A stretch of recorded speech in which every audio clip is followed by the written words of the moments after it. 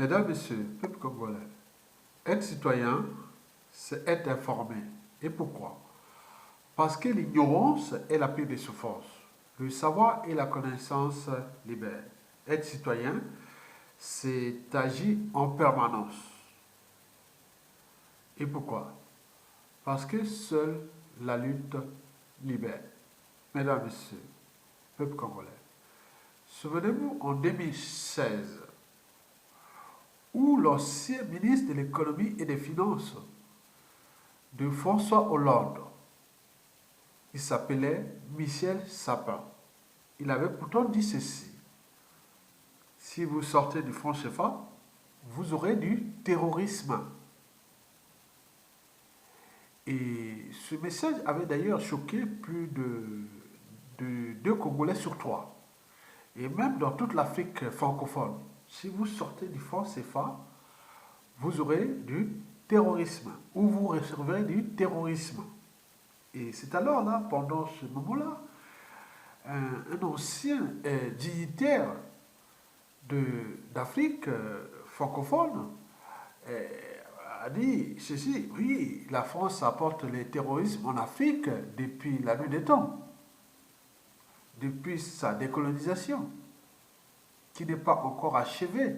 Nous sommes encore au néocolonialisme français. Et donc, parler de que la France va porter du terrorisme, mais la France est déjà le premier pays terroriste d'Afrique, et notamment en Afrique francophone. Et qui même les Chinois et tout le monde se dit qu'avec les intérêts français en Afrique, l'Afrique francophone est un espace euh, linguistique ou africain sans espoir, ni lendemain à construire et encore moins de futur à édifier. On est bien d'accord. Mais moi, depuis ces années-là, je vous en parle déjà de 2015, mais bien avant, je vous parlais déjà de la pensée d'Albert Einstein, que j'ai souvent résumé, oui, dans mes vidéos. Et parmi ces pensées, j'en ai diffusé presque 30 messages, même plus dans mes vidéos, concernant la France. Et au regard de la pensée d'Albert Einstein, qui avait pourtant dit ceci, que la vie c'est comme une bicyclette.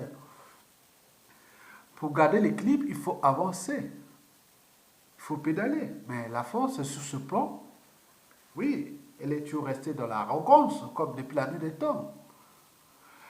Et n'oublions pas que j'avais aussi dit que pour repenser nos modes de pensée, il faut tout justement, oui, pour innover ou repenser le futur et tout ce qu'on pourra avoir comme transformation, il faut tout simplement repenser nos modes de pensée.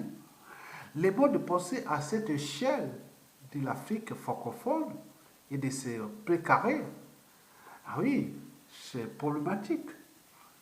Donc, en réalité, nous sommes dans un suicide collectif entre la France elle-même et ses ex-colonies d'Afrique. Et pour combien de temps encore? Mesdames et messieurs, je vous informe que la France a désormais beaucoup d'ennemis dans son propre pays carré, que ce soit d'Afrique centrale ou d'Afrique de l'Ouest. Le problème, c'est que la France ou l'oligarchie politico-africaine française ou tous ces hommes politiques-là ne se sont jamais décolonisés de l'Afrique dans leur mentalité, habitude, comportement politique et autres. Sinon, ça se saurait. Comparé à ce qui s'est passé à d'autres pays ex-colonisateurs d'Afrique, notamment l'Allemagne, la Grande-Bretagne, l'Espagne, le Portugal, l'Italie, la Belgique, et voilà. Donc, il n'y en a pas encore des monnaies coloniales, des bases militaires et autres. Et ce qui fait qu'aujourd'hui, d'après les réseaux, et que la France pourra se fracasser en Afrique. Parce que ses concurrents ou ses adversaires, qui sont aussi d'autres pays du monde entier, qui disent: attendez, nous avons des espaces à investir pour apporter la liberté, la dignité, le but de la condition humaine, quand elle sacrifie la vie humaine, ou tout ce qui est du marché, on peut faire des affaires là-bas. Mais la France tient quand même un rôle clé en Afrique. Ce rôle qu'on lui a attribué à la fin de la Deuxième Guerre mondiale, qu'on appelle le ordre mondial, qui a abouti à la France-Afrique. Mais depuis la fin de la guerre froide, tout a changé. Et donc la France ne s'est pas rendu compte que nous sommes arrivés dans deux révolutions. Il y a la révolution déjà de la fin de cette première, la fin de la guerre froide, et la montée en puissance des pays émergents, dont les centres de décision ne sont plus en Occident, ils se déplacent. Et n'oublions pas la montée en puissance de la révolution Internet, de la culture globale, où les gens sont de plus en plus informés, instruits, curieux, et tout compagnie sur la situation politique, stratégique, tout ce qui se concerne la France en Afrique.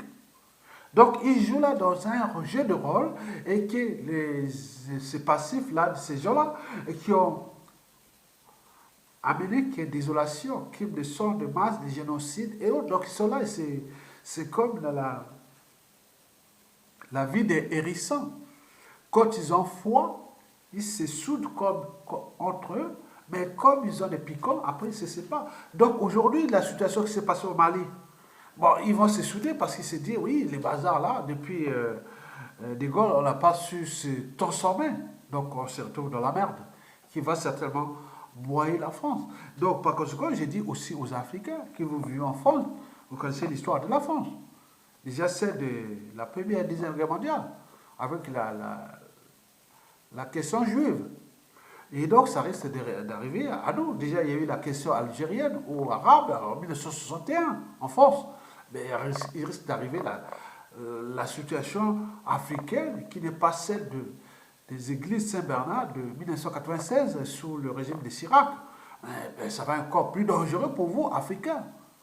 Parce que la France va se transformer pour rester réadapter en laissant tout ce qui peut se faire pour maintenir son rang mondial, son rang européen, africain et tout compagnie. Maintenir ses territoires et départements d'outre-mer. Donc il y a beaucoup de bouleversements qui seront en cours. Mesdames et messieurs, peuple congolais, ceci dit, je vous informe que tout ce qui est des opérations aujourd'hui, des moyens militaires de la France en Afrique, parfois faire rouler beaucoup de ses concurrents militaires, dont la Russie, les Américains, et tout ça, il faut encore le double jeu. Mais pour combien de temps encore, par exemple, vous avez vu quand même des hélicoptères qui viennent se cogner, est-ce qu'il y a une perturbation des systèmes de télécommunication pour monter? Est-ce que la France a-t-elle contrôle encore des systèmes de guidage de ces moyens? Donc, il y a beaucoup de choses qui vont se passer. Donc, ces moyens militaires-là qui vont se focaliser. Vous avez entendu parler du Burkina Faso qui veut interdire le survol sur son territoire des avions français. Et donc, il y a beaucoup de choses qui se dessinent là. Parce que la France est quelque part devenue le problème. Et qu'elle ne veut pas se décoloniser, elle ne veut pas se transformer à cette échelle-là, parce que, voilà, donc elle est prise quand même, elle est prise dans son propre piège, mesdames et messieurs. Donc, nous pourrons voir d'ici 2030 la situation que l'Union soviétique a vécue en Afghanistan, et partout il a été dans les choses là qu'on a mis les moyens pour le faire. Donc ça va arriver à la France. La France va être dans une situation militaire compliquée en Afrique. Parce qu'il y a beaucoup de pays qui souhaitent interdire les survols clandestins des avions français, et notamment le Burkina Faso. On vient de voir l'histoire du Mali. Déjà, en Centrafrique, les Russes sont déjà là. Ils maintiennent l'espace avec les moyens de communication, des télécommunications militaires et tout compagnie. Il va arriver au Mali d'ici peu. Et puis, peut-être les Burkina Faso et autres. Donc, la France va faire encore quoi? Peut-être ça pourra aussi sauver la France du point de vue du budget, puisque les comptes de l'État français sont vides. Mais comment soutiennent-elles toutes ces opérations en Afrique? Et pourquoi faire? Donc, vous avez tout compris. Mesdames et messieurs, vous êtes là au cœur des enjeux majeurs, des intérêts vitaux. et géostratégique d'un État qui est aujourd'hui la cinquième puissance économique du monde et troisième du renseignement mondial à cause de l'Afrique, en partie de ses ex-colonies. Mais elle ne sait pas qu'elle est en train de la déplumer, parce qu'en réalité, les comptes de la France sont publics, de la France sont vides. Ils ne tiennent qu'avec l'Afrique. Donc si l'Afrique, au moment que les gens là commencent à se structurer, se organiser, je vous ai dit que en 1989, il y a eu la fin du mur de Berlin, la montée en puissance des pays émergents avec les déplacements des centres d'intérêt et que, bon, ben, entre la France et ses concurrents, même européens, il y a les guerres des boutons et tout compagnie. Donc, on s'est dit que, bon, ben, la France maintient son rang mondial, il joue son arrogance à l'échelle européenne grâce à l'Afrique. Donc, les gens cherchent à monter par l'Afrique pour la rendre dans le sens qu'il est vraiment, elle ne mérite pas son rang mondial d'aujourd'hui. Et donc, vous avez compris ça. Et puis la révolution Internet, médias, réseaux sociaux, qui tous ces formes, tout le monde est au courant. Mesdames, Messieurs, la France pourrait recycler l'argent des biens mal acquis pour financer ses intérêts en Afrique. C'est ce que nous venons de comprendre. Mesdames, Messieurs, ensemble, pour décrypter le décor et l'envers du décor des intérêts français en Afrique, et notamment en Afrique francophone, qui, la France, est désormais potentiellement et structurellement problématique au développement d'Afrique francophone. C'est la réalité. Je vais dans la voir toute la France politique, oligarchique, et tous ils connaissent, mais les Français ne sont pas informés. Mais bien sûr qu'on les rend de trucs comme ça, qui ne sont pas informés. Mais ceux qui sont informés, ils n'ont qu'à partager ces vidéos parce que c'est la réalité. Donc, je vais ici décrypter le décor et l'envers des décors. Donc, ce qui est bon pour la France pour maintenir son rang mondial, européen et d'Afrique.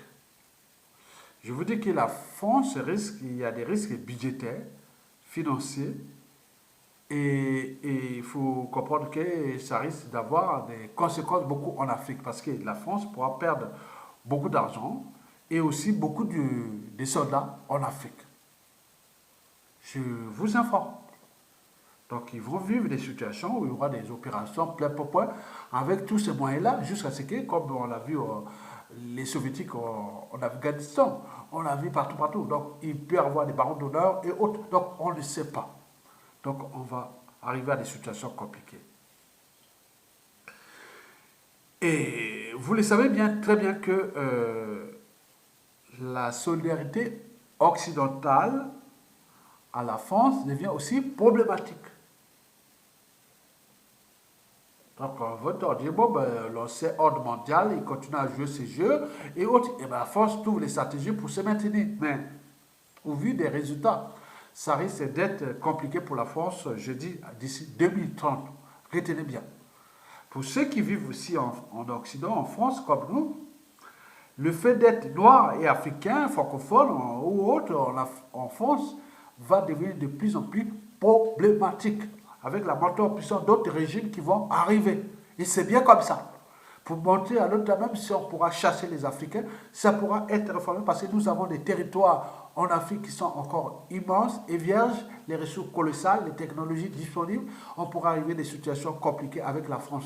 Et c'est ne prend pas ses responsabilités pour attiser les autres. Mais il y a des officiers, d'autres concurrents qui travaillent contre la France. Vous avez tout compris.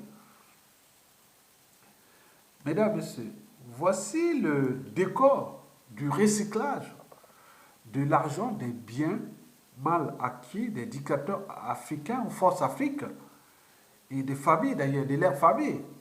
Et cet argent qui pourra certainement être recyclé pour financer les intérêts français en Afrique. C'est ça, ce que je vais ici vous expliquer. Bon, quand on parle du décor et de l'envers du décor, c'est-à-dire le décor, c'est ce qu'on voit. Et l'envers du décor, c'est ce qu'on ne voit pas. C'est comme l'emballage et le contenu de l'emballage. Donc je vais ici parler de l'emballage de cet article qui a été écrit par le journal Le Monde, et que c'était un journal français. Et donc, je mettrai le lien et vous allez voir ce que je vais ici vous les lire comme le décor. Le décor est le suivant. La France pourrait utiliser l'argent des biens mal acquis pour financer le développement de l'Afrique. Bon, c'est ce que propose un rapport parlementaire remis à la garde des Sceaux. L'Agence française du développement serait chargée de trouver des projets adaptés au plus près des populations. C'est comme on peut être juge et avocat, pompier et pyromane. Et donc vous avez tout compris. La France s'achemine lentement, mais sûrement vers la création des cadres juridiques spécifiques pour restituer aux populations spoliées les biens mal acquis par des dirigeants étrangers peu scrupuleux dans la gestion des deniers publics. Mardi 26 novembre 2019, les députés Laurent Saint-Martin, La République En Marche, et Jean-Luc Versman, UDI, Agi et Indépendant, ont remis à la garde des Sceaux, Nicole Belloubet, le rapport commandé au printemps par le Premier ministre sur l'évaluation des dispositifs d'identification, de confiscation et d'affectation des avoirs criminels. Cette mission faisait suite à l'adoption par le Sénat de la proposition de loi sur l'affectation des avoirs issus de la corruption internationale déposée par le sénateur Jean-Pierre Sueur, Parti socialiste. Mesdames, Messieurs, il faudra aussi lire dans ce lien bien mal acquis une loi pour garantir une restitution aux populations spoliées. Mesdames, Messieurs, dans ce rapport, dont le champ de réflexion est plus large que celui des seuls bien mal acquis, les deux parlementaires suggèrent qu'une fois le délit sanctionné par la justice, le ministère des Affaires étrangères prenne le relais pour conclure un accord de restitution avec l'État du pays dont les fonds ont été détournés. Je vous informe que tout ce qui est bien mal acquis au Congo-Brazzaville, qui sont majoritairement aussi en France, on n'a jamais traité ce problème-là depuis que Sassou est toujours Sassou. Dès que Sassou Nguesso, Sassou Nguesso peut rester encore là. Dès qu'on fait là, bon, vous allez voir l'envers du décor. Bon, je continue à lire cet article-là. Puis, l'Agence française de développement, l'AFD, aurait en charge sa mise en œuvre en proposant un bouquet de projets adaptés au plus près des populations dans les domaines de santé, de l'éducation, de l'accès de l'eau, etc.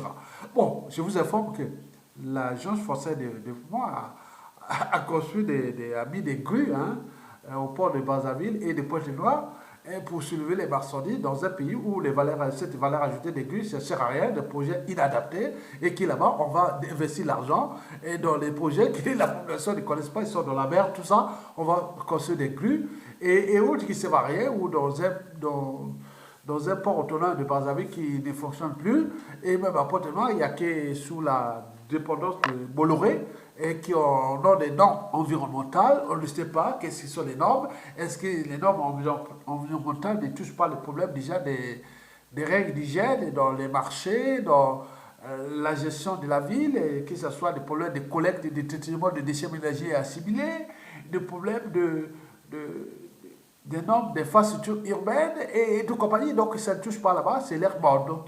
Donc on va faire... Donc vous avez tout compris. Il s'agit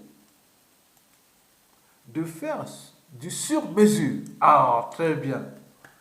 Les députés qui ont retenu un mécanisme inspiré de celui appliqué en Suisse, précisément que dans les pays où la FD ne serait pas implantée, il serait possible de se tourner vers d'autres institutions de développement comme la Banque mondiale et l'Agence de gestion et de recouvrement des avoirs saisis et confisqués. L'ASFAC serait le troisième pilier de cette cellule spéciale sur les biens mal acquis. Cet établissement public a, entre autres missions, celle d'exécuter les saisies d'avoirs ou des biens ordonnés par la justice.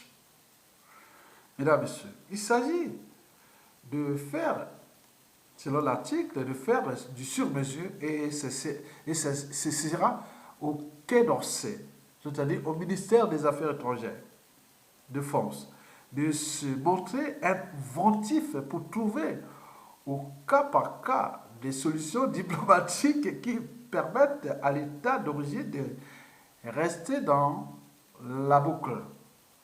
Ah, tout ça, c'est diplomatique, ça. Explique Laurent Saint-Martin, tout en reconnaissant que dans certains cas, cela pourrait s'avérer complexe, voire impossible. Vous avez tout compris. Actuellement, la seule option offerte par les conventions internationales dont la France est signataire est de restituer les fonds saisis à l'État victime sans qu'aucune garantie que l'argent ne soit pas de nouveau détourné à des fins personnelles par les dirigeants. Lire aussi Théodorin Obiang Nguema, premier condamné dans l'affaire dite des biens mal acquis. Je vous informe qu'Obiang Nguema, c'est l'un des grands réfractaires de la France-Afrique maintenant. Obiang Nguema, c'est la Guinée équatoriale. Elle fut l'unique ex-colonie d'Espagne, ou espagnole en Afrique, et qui est coincée entre les gros ricains France-Afrique, dans le Gabon, le Congo-Brazzaville et le Cameroun. Vous avez tout compris. Mais, imagine-t-on la Guinée équatoriale dont le vice-président Théodore Obiang a été condamné en octobre 2017 par le tribunal de grande instance de Paris à 3 années de prison et 30 millions d'euros d'amende avec saisie pour avoir blanchi entre 1997 et 2011 une somme estimée à 150 millions d'euros s'est prêté de bonne grâce à une discussion. Cette condamnation est la première et la seule à ce jour prononcée par la justice française dans une affaire de bien mal acquis, alors que 2 autres procédures en cours visent le président du Congo-Brazzaville, Denis Sassou Nguesso, et l'ancien président du Gabon, Feu Omer Bongo. Le procès en appel de M. Obiang, premier responsable politique étranger à avoir été condamné en France, s'ouvrira le 11 novembre. 11 décembre. 11 décembre. Ça s'ouvrira le 11 décembre 2019. Même dans les situations les plus difficiles, il peut être de l'intérêt pour l'État de voir la France financer certains projets de développement, veut croire le député. Ce n'est pas un don, mais une dette. Pour les ONG qui portent depuis des années la bataille contre les biens mal acquis, il était aussi important que les dispositifs imaginés ne conduisent pas seulement à augmenter le budget de l'aide au développement. L'argent qui pourrait être restitué n'est pas un don de la France. C'est une dette à l'argent des populations victimes et son utilisation doit donc être rigoureusement fléchée et répondre à leurs attentes, souligne Marc-André Féchet, président de Transparency International France. Lire aussi bien mal acquis une enquête ouverte en France visant l'entourage du président de Djibouti. Les recommandations des parlementaires vont dans ce sens en proposant la création d'une ligne spécifique au sein du budget de l'État et dans les opérations de l'AFD, c'est-à-dire l'Agence française de développement, qui devra rendre compte chaque année de l'utilisation des fonds reçus de la GRAFS. La façon dont les représentants des sociétés civiles locales pourraient être associés au choix des projets de développement reste en revanche flou. La balle est maintenant dans le camp du gouvernement pour accélérer le calendrier. Laurence Caramel, le lien sera mis en bas. Donc, bon, la souveraineté de ces pays n'est plus sous le contrôle de ces peuples. Donc c'est sous le contrôle des dictateurs France-Afrique qui font le jeu de rôle, des rôles de ceux qui osent dire non à la France, et autres comme Obiang Nguema, et qui aujourd'hui traquent, alors que les biens mal acquis de Sassou Nguesso depuis des années, on n'en parle pas, on fait tourner. Donc c'était un truc où ils ont mis des montagnes financières complexes, donc on n'en parlera pas, on peut tourner là, on va toujours en revenir. Donc certains se disent, d'après les raisons, et que bon, ben, dans cette affaire-là, on veut mettre les menaces sur Obiang Nguema pour qu'ils se soumettent aux accords de la reconduction du franc CFA dans la zone CEMAC. Donc Obiang Nguema est l'un des dirigeants qui veut vraiment se sortir du franc CFA. Et donc pour tout ça, 11 décembre 2019, donc c'est des mécanismes qui sont là, c'est-à-dire 11 décembre 2019, avec ce qui va se passer au 26 décembre 2019 pour sortir ou non du franc CFA dans la zone CEMAC. Donc Obiang Nguema et tout ça, c'est chaud. Hein? Ce fut l'unique colonie française ou espagnole d'Afrique. Et donc vous voyez que l'Espagne est tout petit là devant la France. Donc vous avez tout compris. Mais la situation n'est pas encore terminée. Donc c'est un cahier de charge et que nous allons vivre ça. Bon, bref. Alors, quel est l'envers du décor de cette affaire-là? De la rétrocession des soi-disant des biens mal acquis aux populations africaines. Alors que dans 99,99% des cas, ce sera du faux et usage du faux. On tient compte que de la geste française du développement a fait toujours depuis ces années-là en Afrique. On connaît les résultats. Donc on se dit que tout le monde dit qu'avec ce modèle France-Afrique, cette Afrique francophone n'a aucun lendemain à construire, ni de futur à édifier. Donc c'est une zone sans espoir. Et donc il va être que sujette au déclassement. Et à tout ce que vous connaissez aujourd'hui, parce qu'elle est en train de s'enfoncer. Et pour combien de temps encore? Mesdames et messieurs, nous allons voir l'envers des décors. L'envers des décors, c'est que, bon, je vous l'ai dit que Obiang Nguema devient de plus en plus réfractaire à la France-Afrique et à la France. D'autant plus que Obiang Nguema est pris quand même dans le piège. Le Guinée équatoriale, c'est pas grand-chose, c'est comme la région parisienne. Et qui est un pays riche, pays producteur de pétrole, qui a investi, qui a construit, qui a fait beaucoup de choses que ses voisins francophones qui ont fait dans cette sous-région. Et donc ça dérange la France. Et donc on veut vraiment prendre le contrôle de ce pays par un autre pion et qui pourra peut-être s'aligner. Oublions que depuis la fin de la guerre froide, avec l'arrivée d'Internet, avec les déplacements des centres de décision, que le monde a changé, l'Afrique francophone va changer et aussi toute l'Afrique. Avec la mêlée, l'Afrique anglophone qui a bien compris le jeu, le double jeu que la France a voulu mener et contre l'Afrique francophone, en voulant jouer des pays comme les Ghana ou les Nigeria qui ont tout compris. Et donc il y a beaucoup de choses qui se décident là-bas en fond. Donc la France doit anticiper, comme je l'ai toujours dit, que anticiper toujours c'est meilleur que aller dans ces mécanismes complexes qui, aujourd'hui, aux yeux des concurrents de la France et aussi de l'Afrique, et ça va plus durer. Je vais vous laisser avec cette vidéo et qu'un ministre italien l'a pourtant dit que la France ne sait pas décoloniser. Et c'est les raisons pour lesquelles ça sera peut-être son souci. Je vous l'ai toujours dit que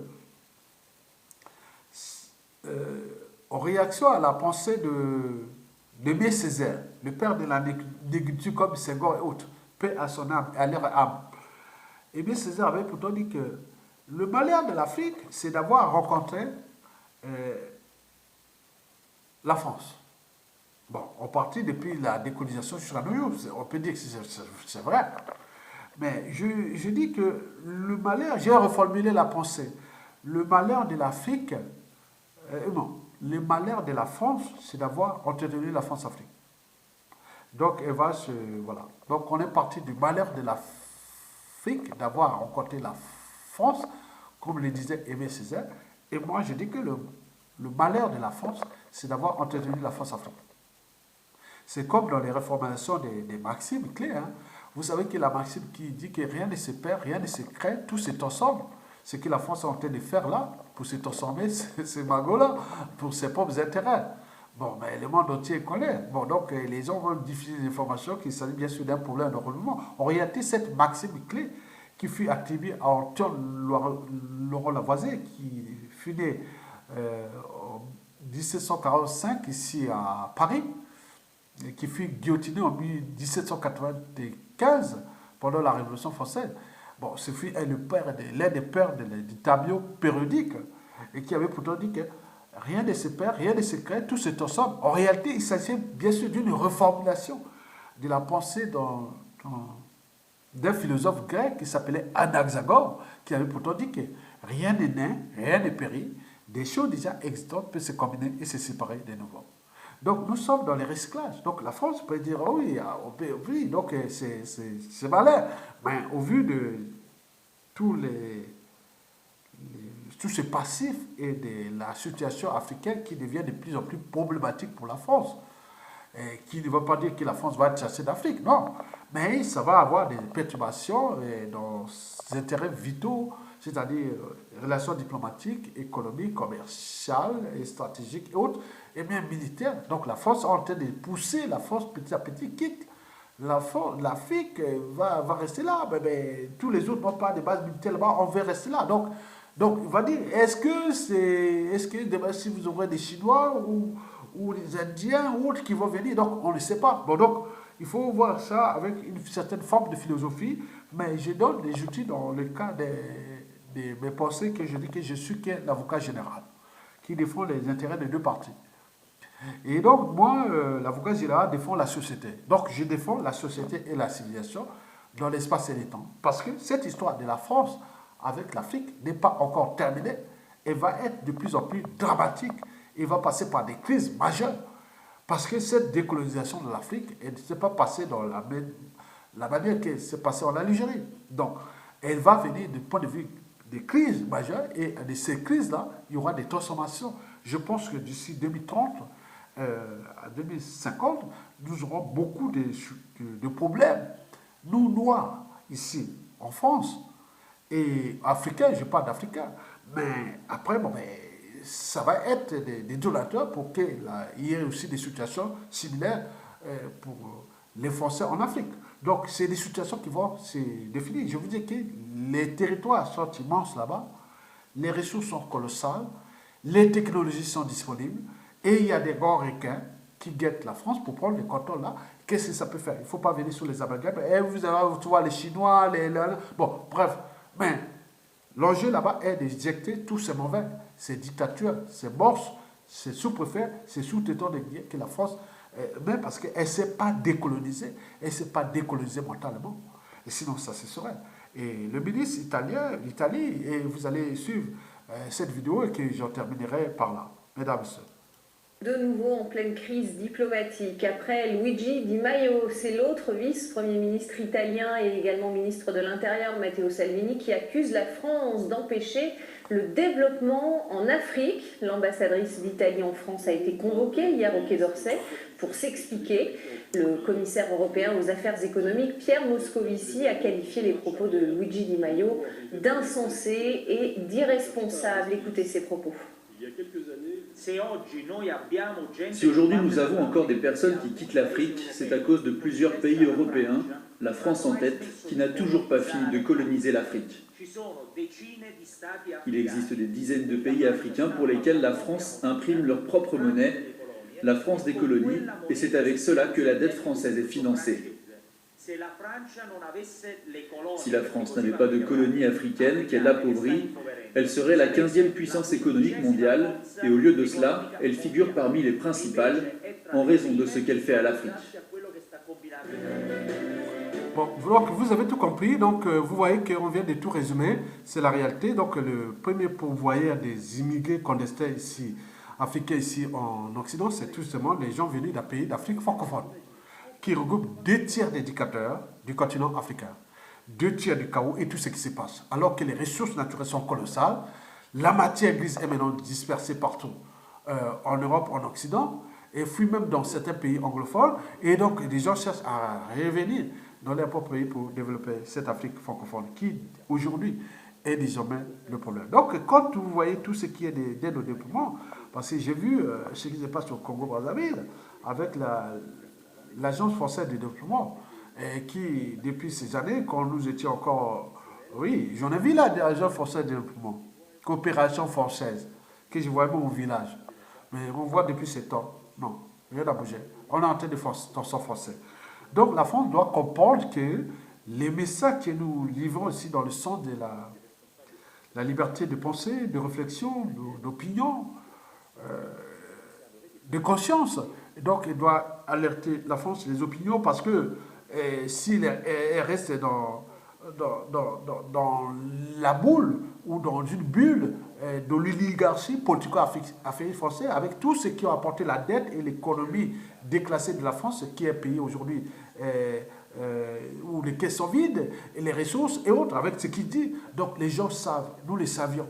Moi je suis d'un pays qui s'appelle le Congo-Brazzaville, où le président Bokoko a été élu et emprisonné par la France, sous ordre de la France pour le code de Sassou Nguesso, et qui aujourd'hui a des problèmes avec son pays aussi.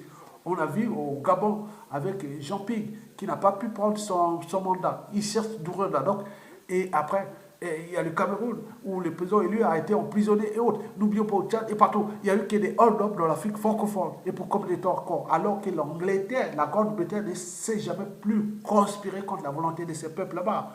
Ils choisissent leurs dirigeants, ils font leur dictature librement, mais l'Angleterre qui est là pour le point de vue économique, stratégique et autres.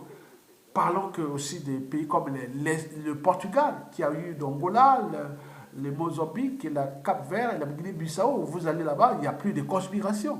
Vous allez à l'unique colonie espagnole d'Afrique, comme on appelle le Guinée équatoriale, le Biangima, qui la France aussi menace et fait tout ce qu'il veut parce que le pays est bloqué dans la zone France-Afrique. Et donc, ils cherchent à s'affranchir.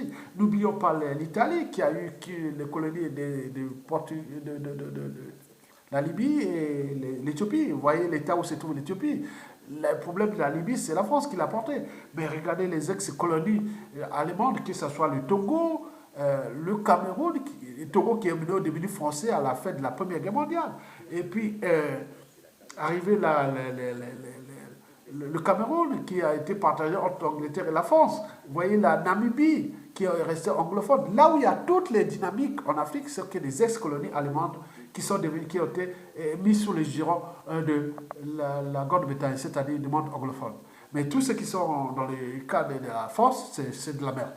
Donc, pour combien de temps nous allons encore accepter l'inacceptable et tout ce qui se décide qu'il y aura des enjeux majeurs et qui sont voir que des situations compliquées pour... Oui, du point de vue institutionnel, il y aura des racismes institutionnels autres, mais les autres disent que ce sera peut-être la solution pour que ça éveille les consciences des Africains que vous en France, que vous vous réfugiez en France, que vous avez des situations en France, vous vivez en France, que vous n'êtes pas à l'abri de ce que les Juifs ont connu pendant tout au long du début du XXe siècle dernier. Donc, vous avez tout compris. Et je vous laisse seulement le message pour vous dire que derrière tout ce qui se passe cache le désespoir de l'Afrique. Et qui on nous a placé des mauvais et qu'on leur a donné des armes, on leur a donné des consciences faibles et autres qui ont été félicités, on leur a donné un rôle d'émission, mais tout est en train d'être grillé.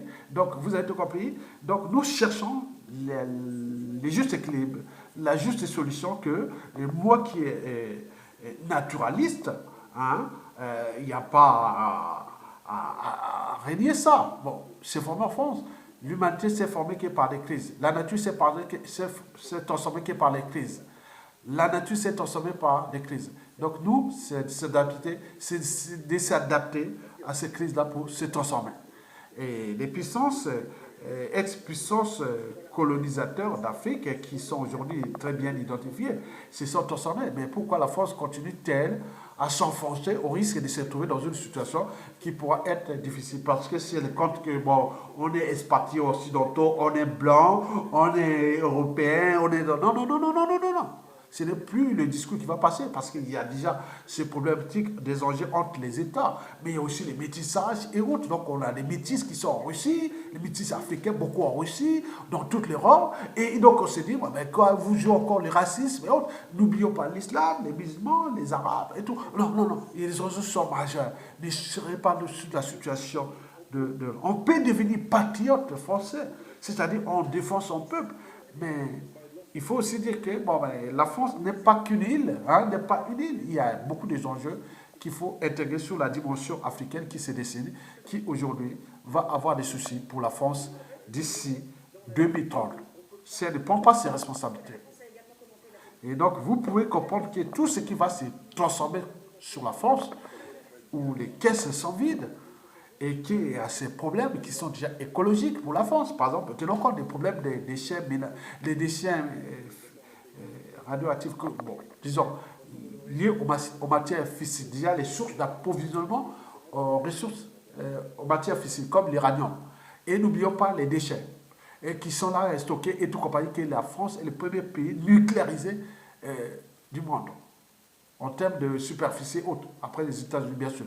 Mais il y avoir des soucis ici pour le démantèlement des centrales nucléaires. Il y aura beaucoup de soucis. Il y a trop de problèmes qui vont arriver à la fin, alors que les caisses sont vides. Donc, si vous ne comprenez pas que la France doit prendre un Grenelle de la France-Afrique, et maintenant, c'est fini. Il faut les Grenelles de la France-Afrique. Mais il y a des préalables. Tous les dictateurs là doivent être dégagés. Et après, on rentre dans un consensus pour trouver des solutions, des sorties. Parce qu'on ne va pas sortir de cette histoire-là comme ça, brutalement. Sinon, il va arriver des situations ici dramatiques pour la France et notamment les plus faibles. Ce sont les pauvres comme nous, d'autres autres, surtout nous, noirs, africains et autres, on va subir ici. Mais c'est une porte de sortie pour nous donner les espérances pour transformer l'Afrique là-bas. Parce que ce que nous allons subir ici, en France, d'ici peu, parce que les présidentielles de 2022 vont se passer dans le cadre contre l'Afrique. Ça va se passer là. Retenez bien, quand on va parler d'immigration en France ici, ça veut dire contre l'Afrique. Et pourtant, la France est en frein. Donc, c'est contre les Africains. Il faut retenir ça. Dès qu'on parle du Front National, on parle de tout ce qui va se passer contre les miens. C'est contre l'Afrique. Alors que le pardon, c'est que la France tire tout son rang mondial avec l'Afrique. Donc, nous devons accompagner ça, s'adapter au changement. Parce que, comme disait Jean Darwin, ce n'est pas les êtres les plus forts, ni les plus intelligents qui survivent, mais c'est ceux qui s'adaptent au changement. Donc, nous devons comprendre ce changement qui est en cours et que la France ne sera plus le gendarme de l'Afrique d'ici peu de temps. Et donc, vous avez tout compris que la situation de ces transformations en cours vont tenir compte des transformations qui vont se passer en Afrique francophone, mais également l'évolution du monde avec les déplacements des centres de décision, la globosphère, médias, réseaux sociaux et tout compagnie. Donc, c'est des bouleversements énormes en tenant compte des équilibres qui touchent la croissance ou décroissance économique. Vous avez tout compris. Merci beaucoup.